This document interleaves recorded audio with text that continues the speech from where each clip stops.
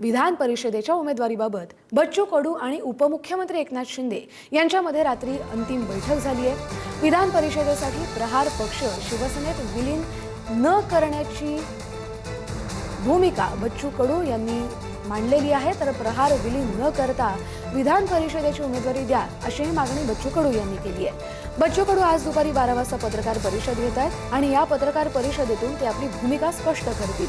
त्यामुळे बच्चू कडू नेमका काय निर्णय घेतात याकडे आता सगळ्यांचं लक्ष लागलंय। अधिकचे अपडेट घेऊया आपले प्रतिनिधी पंकज दळवी यांच्याकडून। पंकज, एकीकडे शिंदेच्या शिवसेनेने एकनाथ शिंदे यांनी ऑफर दिली, बच्चू कडू यांनी त्यांच्या कार्यकर्त्यांना विचारलं देखील, पण पक्ष विलीनीकरण कुठे होत नाहीये। बच्चू कडू आता असं म्हणतायत की मला विलीनीकरण न करताच उमेदवारी द्या। नेमकं काय काय घडतंय, शिंदेची काय भूमिका आहे? आज दुपारी 12 वाजता बच्चू कडू याबाबतची आपली भूमिका जी आहे ते स्पष्ट करतील।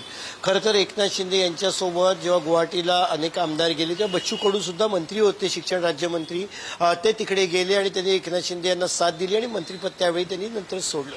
खरं तर आता परिस्थिती अशी झाली की बच्चू कडूंचा गेल्या विधानसभा निवडणुकीत पराभव झाला, त्यामुळे त्यांना पुन्हा त्यांचं राजकीय पुनर्वसन जे आहे ते एकनाथ शिंदे करतील अशी शक्यता होती। मात्र एकनाथ शिंदे यांनी मित्रपक्ष म्हणून बच्चू कडूंना न कन्सिडर करता त्यांना त्यांचा पक्ष प्रहार जी संघटना आहे ती एकनाथ शिंदे यांच्या शिवसेनेत विलीन करण्याची ऑफर दिली। तर बच्चू कडू यांच्या या संघटनेचं अमरावती असेल आसपासच्या भागाचं चांगलं काम आहे, त्यामुळे ती संघटना विलीन करायची का, आपलं अस्तित्व, आपलं जे एक ओळख आहे ती विलीन करायची का, या प्रश्नावरनं मग चर्चा सुरू झाली। बच्चू कडू त्यांच्या पक्षातल्या नेत्यांशी बोलले आणि बच्चू कडू जी माहिती मिळते त्याच्यानुसार प्रहार संघटना विलीन करण्यासाठी तयार नाहीयेत। त्यामुळे विधान परिषदेच्या निवडणुकीमध्ये बच्चू कडू यांचं राजकीय पुनर्वसन करून त्यांना विधान परिषदेवरती दिलं जाणार का?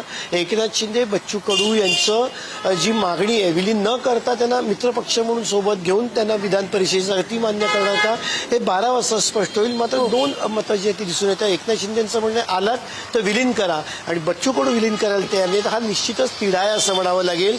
हा राजकीय तिढा सोडताना दोन्ही प्रमुख नेत्यांना म्हणजे एकनाथ शिंदे आणि बच्चू कडू यांनी खरं तर बसून बोललं पाहिजे, मात्र ती भेट अजून झालेली नाहीये।